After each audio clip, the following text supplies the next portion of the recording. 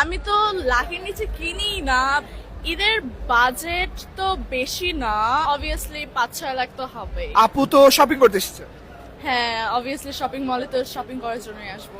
আচ্ছা আপু, সবাই আসলে দেখলাম যে সবাই হয়তো শপিং ব্যাগ, বাট আপনার হাতে দুইটা লাগেজ, মানে আপনি শপিং কিছু করেননি?